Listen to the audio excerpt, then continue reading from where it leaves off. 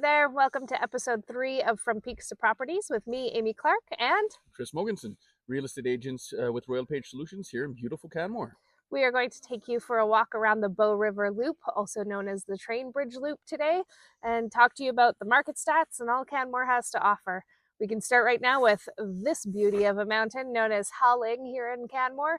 You can hike up the backside of that mountain. It takes about an hour and a half to get to the top and another 45 minutes to get down. And some people, as I mentioned and we've talked about before, enjoy tobogganing down that, but don't do that unless you're unless you're me. unless you're Amy. So come along with us, and we'll tell you a little bit about what's been going on in the market as well as in town. All right, you've got Amy and I here as we're going across, the old engine bridge, which has been around for, I don't even know how long. Forever. They used to transport coal back when this was a functional coal town across this bridge, and workers and all the other fun stuff. But yeah, while we're here, we just started March. Our last video, we were about three-quarters of the way through February. We're now into March. Everything's changing, market's changing, and well, as spring comes around, Amy, what's been happening in Canmore? We have a couple of things happening up at the Nordic Center this month, which is exciting stuff. On March 17th, we have the Spirit of the North Cross Country Ski Festival. This is a closed event technically, but it's happening at a public venue. So if you wanted to go and sneak peek and check it out, it's pretty cool. For those that can't make that, is there anything else that's going on over at the Nordic Center? Well, we've got the Biathlon Nationals coming up. That is on the 24th to the 29th, and they always draw a huge crowd. People love watching people ski with guns. What can I tell you? Well, we spoke about that in one of our last videos, that the Nordic Center is used for tons of national and hugely recognized events for athletes. Yeah, absolutely. And having it as a 3-day event and it being the Nationals, it's quite a big deal here. That's awesome. I believe Banff has got a few things going on for the month of March too, doesn't it? They sure do. They actually have quite a few things going on. Checking out the Banff website, it was quite interesting to see the list of stuff that they had. But the one that I took note of was the Araboro Music Festival that's happening on the 27th and 28th at the Banff train station. This is meant to be mainly electronica and that type of genre of music. You know what I'm looking forward to most in March? Tell me. Hockey season is over. Hockey season is over. I guess for anybody, I'm not a parent, but I guess for anybody who is a hockey parent, they know those early morning, late nights, and absolutely. Yeah. And it feels like it goes on forever. And don't get me wrong, I love watching my son play hockey. He is so fun to watch. But at the same time, I get my weekends back, and I'm kind of ready for that. And most hockey parents are come March. Now, granted, if hockey season's over, what it does mean, though, is that spring football season's about to start. Spring football season is right around the corner, and somehow I managed to make myself vice president of our football club. So that is definitely going to be a busy time for me as well.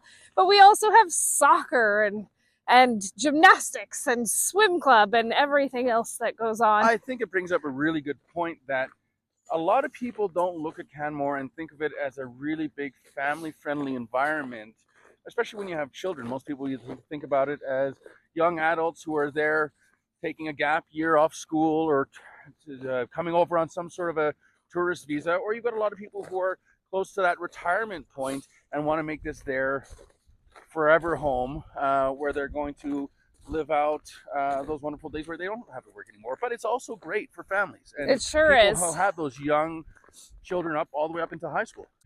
So all that being said, that if you do have some families or something where, hey, maybe Canmore's a spot for you, you don't need to dive right into that. I mean, that's a big move, but they could always start off with a weekend home, couldn't they? They could. We have lots of weekenders, but you've got to be careful with that plan right now because the Canmore livability tax has just been implemented and is kind of in a state of change.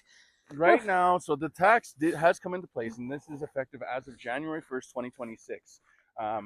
For individuals who own secondary properties or weekend homes in Canmore, you are going to be subject, currently as it stands, to an additional tax annually of about 0.4% of the assessed value of the home. Yeah.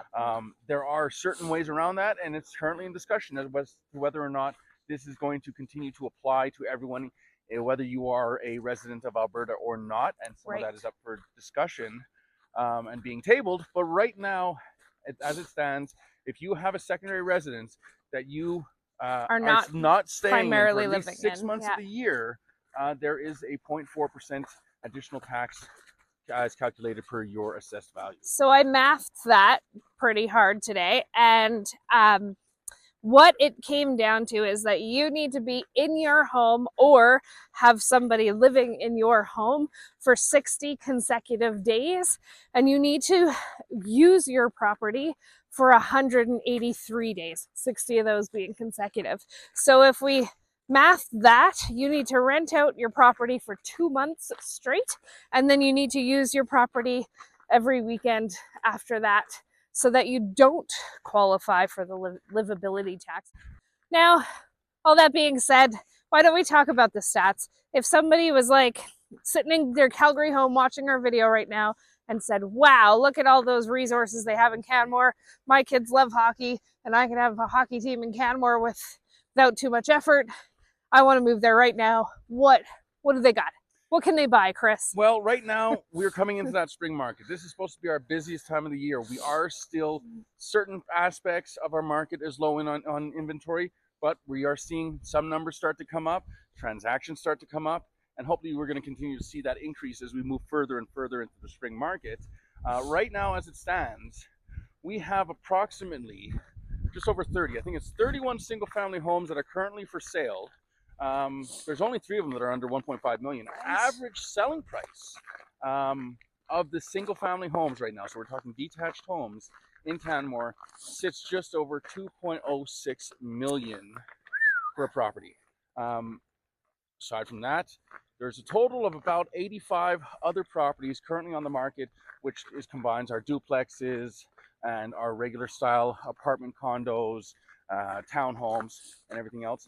As far as our short-term rental market goes, last time we had this chat, there was 8 that was currently on the market. Right now, there have been 17 on the market. Of those 17, a number of them are either under contract, pre-builds, or fractionals. Yeah, see, taking the words right out of my mouth. So as it stands right now, aside from your pre-builds, your fractionals, or the ones under contract, there are currently 5 which are available. You know what I noticed when pulling those stats, Chris, is that Canmore townhouses are actually some of the most affordable spots to live, and there's quite a few options available right now. So something to consider if you're willing and happy and capable of living within that townhouse kind of style property, is that might be the place to start looking if you're trying to get into the Canmore market. Well, we also spoke about weekend homes, and a lot of people who purchase those secondary properties where they can come and use it as a vacation home or as a weekend home. The townhomes are one of the most common things that are purchased, because very often you have a condominium association that's there, so they are managed. Yeah. There's less maintenance for you. It's not so much of a house that you got to worry about all these repairs, but it's enough of one that you're not crammed into a little 2-bedroom condo every time you want to come visit. Right. That's a good point. No. We figured we'd change perspective here a little bit and give you a view on the 3 sisters behind us, and just stand still for a minute. It's such a lovely area. We're actually on the rock bed of the Bow River, because it's very shallow during this time of year until the melt starts, and we're able to get right out into the middle of the Bow basically, and give you a great view. So give you a new perspective. Now, as we're talking about perspectives, there have been some other changes when we talk about the Canmore market and different properties. We went over some of those stats there just a minute ago, including talking about, again, those short-term rentals. And in previous episodes, we've talked about the different types of zoning that you have here. One of them being tourist homes, and the zoning for that also just very recently changed, I believe, as of the end of 2025, wasn't it, for January 1st?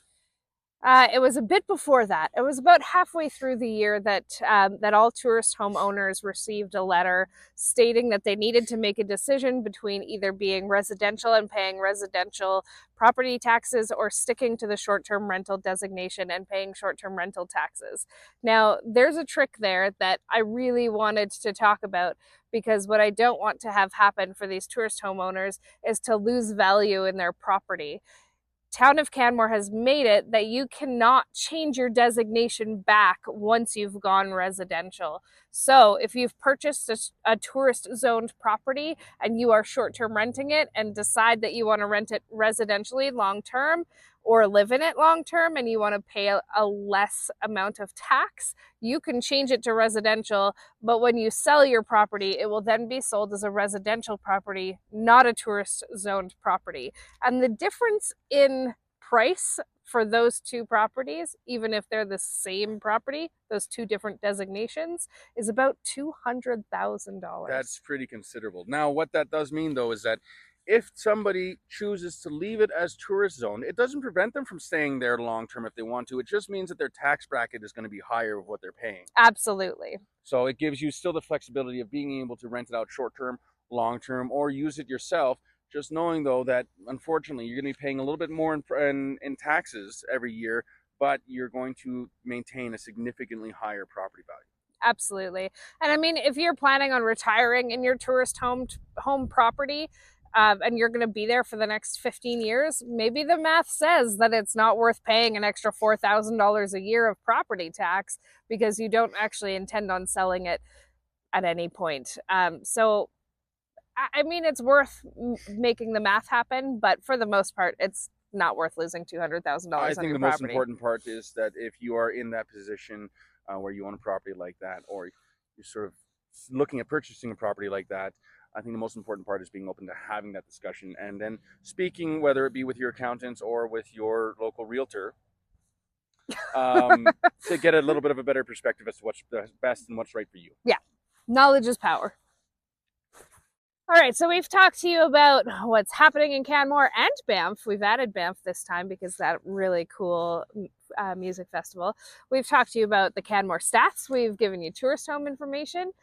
We've given you a livability tax. Like, this is a pretty intense video. A lot of information this week. Yeah. Let's lighten it up. Chris, what have you hiked? What's going on in the backcountry? Yes, so we've had some great weather. I try to get out there every week, and there's some really good hikes that are still available. Again, I say it every time, you have to be careful. Given the conditions right now with the warmer weather, it creates some very risky environments out there, so you have to do your due diligence ahead of time. I managed to get out last week to Commonwealth Ridge, which is a really nice ridge walk. We didn't do the whole thing because, again, it gets a little bit sketchy up top there, but really nice 8-kilometer round trip. You need to have the snowshoes. Because otherwise you're going right through. Yeah. You're just sinking. All right, I think that more or less covers a whole slew of information for Peaks to Properties, episode 3. Yeah. I don't know if there's anything at this point that you want to add in, Amy. Not at this moment. I think we covered a lot and we info dumped a whole bunch, and maybe some people need to sit and talk and think about the information we've given them. That being said, if you've got questions, if you want to talk more deeply about the Canmore livability tax or tourist homes or how to move here, what that looks like, those transitions are big transitions, and we are happy to sit down and talk with you and take you through step by step what all of that looks like. It might also have nothing to do with real estate. If you're just planning on visiting the Bow Valley and want a little bit of information or have some questions about things to do around here or certain details about visiting the area, you can always reach out. We are more than happy to answer questions, and there is no real estate obligation attached to that. Absolutely. Chris makes a great tour guide as well, so you can always just hang out with him and he'll take you to all the fun spots. And if you want something a little more harrowing, you can come tobogganing with me. We're great company. Well, I guess that's it. So thank you very much for joining us this week. I hope you hang around and come back, join us again for episode 4 of From Peaks to Properties, where we're going to have a whole bunch of other stuff to share with you. And that's about it. Yeah. Take care. Talk soon. Bye-bye.